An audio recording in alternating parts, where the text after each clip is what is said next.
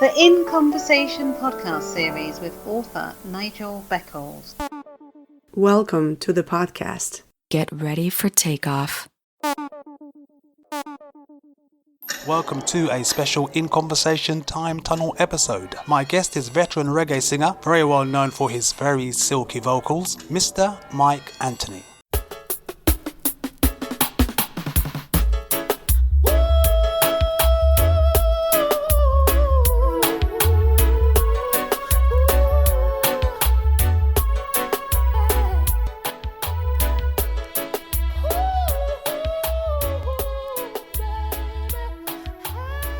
Greetings, Mike Anthony. Welcome to my podcast series. Thank you very much, sir. So how are you keeping? What you been up to? Just trying to keep myself very busy doing my vocal exercises, doing my little strength inner core exercises, just trying to keep yourself occupied really. But there's no time to mess around and just lounge around and watch Netflix, just trying to keep yourself motivated and busy. So you say vocal exercises, are you still singing them? Never stop, always singing, no matter what I can do. So Mike, where did you grow up? I grew up in South London, Peckham. I was originally born in England, born in South London, in New Cross, and then my father changed and went to Peckham, and that's predominantly where I lived all my life. Well, you've been singing for many years. What inspired you to become a singer, especially in the reggae field? I think it was the collection of the music that our parents brought back from the Caribbean. Also the collection of music that they brought while they were here in England. So my father was a collector of music, jazz, reggae music, pop, everything. And when we used to enter into that front room, that sacred front room, when it used to open up and the music that used to be unleashed on me, it just had an enormous effect. I just knew straight from the get-go that that's what I wanted. I wanted to be one of these guys that I heard coming out of my front room. You started out with Viking sound system, and then you started guesting with the legendary Saxon sound system. Successful artists who came from Saxon include Maxi Priest, Tipper Irie and Smiley Culture. How did you start working with Saxon? Saxon was a relatively easy thing to do because at that particular time, if you were a singer and you had a reputation, you were able to go from sound system to sound system. I mean, we used to have dances on a Friday night, Saturday night and Sunday night. So being that I'm from South London, and Saxon sound was in Lewisham, I'm in Peckham, it was no problem that when my sound wasn't playing on a Saturday night, I'd go straight to Lewisham and find out where the nearest sound system was. And those guys knew me, I knew them, and they would give you the opportunity to come and sing on their sound system. It was absolutely no problem. I mean, those were really good times. I mean, I don't see those times happening again for a long time, but it brought a lot of talent to the forefront. When did you first perform in public with Saxon? I would say it was in the early 80s. Tipper Irie had already had his success. He had already launched his career. Smiley Culture had already launched his career. Maxi Priest had already launched his career. So it was probably towards the late 80s, coming into the 90s, when Saxon Sound had already established their artists. And I can't remember exactly what dance it was, but there are tapes circulating all over the place. I'm sure some collectors are selling those tapes right now as we speak. I'm sure they are collector's items. You mentioned some very well-known artists there. Who have you performed with in terms of events?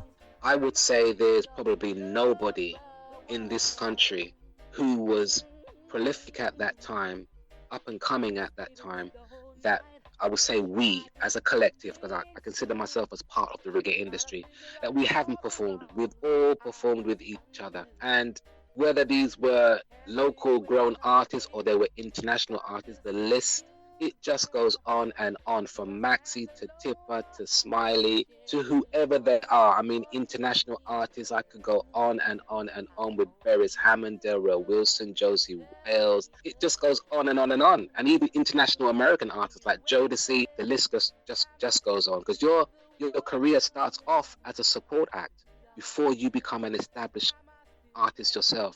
So you're going to have these shows where you're supporting the likes of great artists. And I call them great artists. When did you record your first track and what was it called? My first track was recorded in the late 80s on the Merger record label by a producer called Barry Boom, aka Paul Robinson, who had various success hits by himself with a group called One Blood and was also inspirational in making Maxi Priest's career rise to an even greater, higher length. So yeah, Paul Robinson had a merger record label, and we recorded late 88, 89, and the first track was called Open Your Heart. That was the very first one. We did about 3 or 4 tracks within that same year. Open Your Heart, Crash Crash, Glide Gently, Cruising in Love. And I think Open Your Heart was the very first one that we released. Well, in fact, Open Your Heart is one of my favourite tracks. You have recorded over 50 songs in your time as a singer, including Crash Crash, Glide Gently, Cruising in Love, Open Your Heart, Still Your Number One, which is one of my favourites as well. Which one of those tracks is your favourite and why?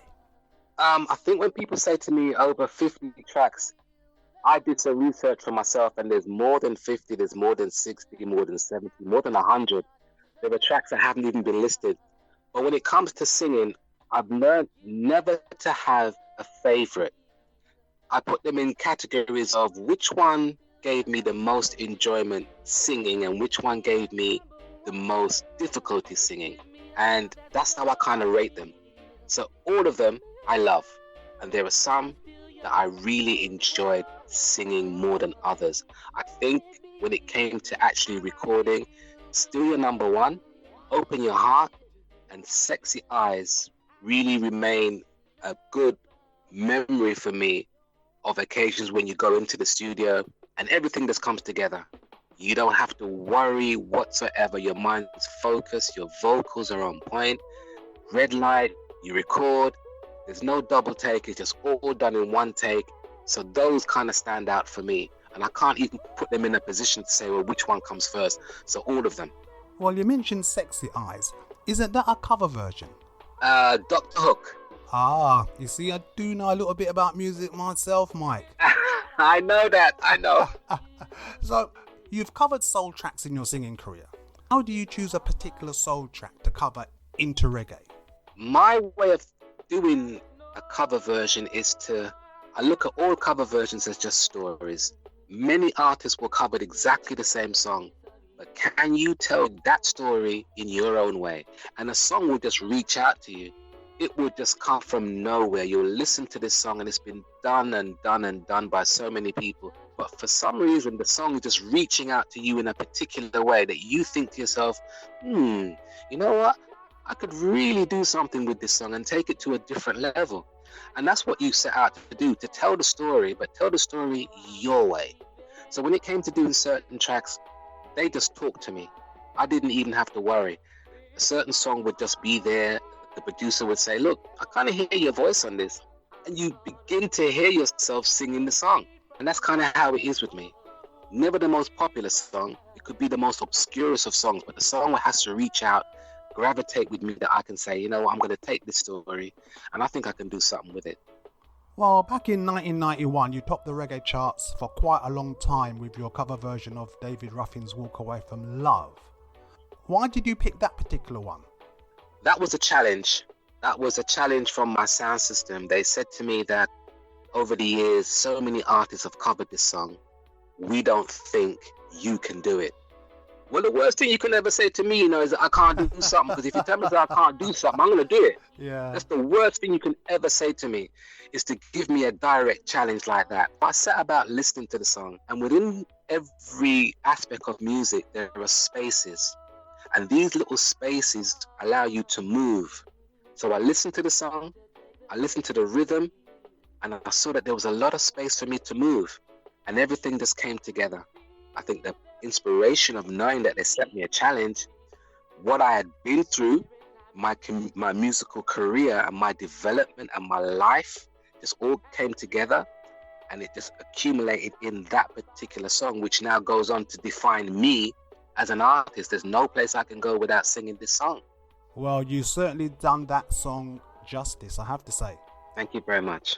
You've worked, obviously, as a reggae artist for many, many years. Which labels and producers have you worked with? My first record label was Merger Record Label. I was there for a period of 2.5 years. I then moved to Fashion Record Label in Clapham. I was there for 1.5 years, and then I started working for the engineer of Fashion Records, which was Gussie P, and he set up his own record label. And I was with Gussie P for 10 years. I then moved from Gussie P to Joe G's, From Joe G's to Stingray, from Stingray to Mafia and Fluxy, from Mafia and Fluxy to D&H Records, back to Stingray, back to Gussie P. I've just moved around in a musical family circle, never going too far away. Besides your extensive singing career, you've also worked as a carer for a number of years. When did you get involved in that type of work, and how long have you been doing that? I've been doing care work from, would say, the year of 1995. It's the kind of work that I enjoy doing. I had no idea that that would be my vocation in life, looking after people, but it seems to come quite naturally to me. There are certain aspects of that job that my friends said that they could never ever do, but I found myself pulled towards this vocation in life as being a carer. And also knowing that you have to have more than one thing to fall back on. I didn't want to be one of those singers that just relied on the income of singing. And then when that didn't pan out, well, what are you going to do? I was never going to be any good at using my hands, but helping people was something that just came natural. And all aspects of caring, it didn't matter whether it was end of life, whether it was cancer, whether it was Parkinson's, dementia, epilepsy, multiple sclerosis. I found it quite easy. It was just something that came quite easy to me. And I thank the Lord that I'm still here 2020 and I'm helping people get through this coronavirus. And here I am. What are your current views on the coronavirus situation in the UK? Really and truly, I don't want to get too political, but my views are we're all following the narrative that the government are telling us. And it's just up to us to be prudent and to be quite sensible and use our own individual filter as to what information we really think is beneficial, because there will be information filtering through which really and truly has no bearing on your life whatsoever. So everybody has to be so careful as to what they allow to filter through to them. And it's a challenging, testing time for everyone. And people have to be so vigilant, especially with something that's invisible that you can't see. So these are very, very testing times. And I urge everyone not to be complacent, not to think that there's nothing out there that can't harm you, because there is something out there that can harm you, but just to be very, very careful. Has there been a particular life experience you believe changed you as a person fundamentally? You know, you grow up and your parents never allow you, well, my parents never allowed me to ever see the struggle that they went through. It was only when we became older that we became apparent that, you know, there were certain struggles, but your parents did their best to hide you from these struggles. And I think when I started to lose family members, started to lose friends, fell in love, fell out of love, had my own life experiences, lost my mother, lost my father. All these things come together and they change you as a person, completely change you.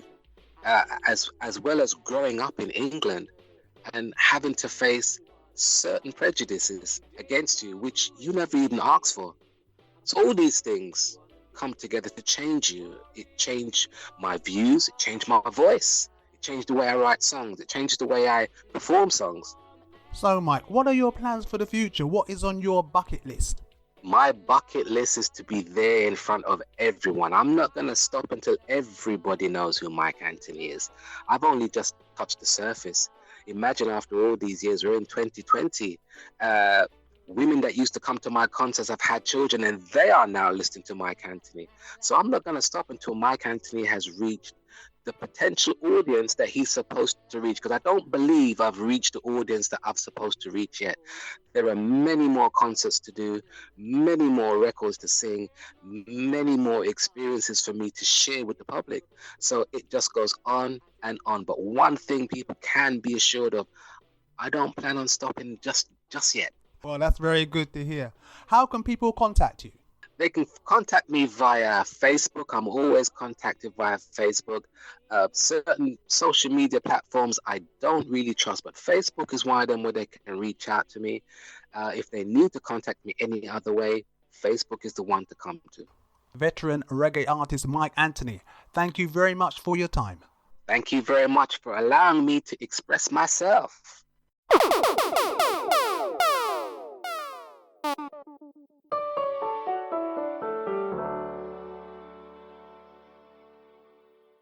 Thank you for listening. Please join me for another In Conversations podcast very soon for more interesting and entertaining discussions. Stay safe.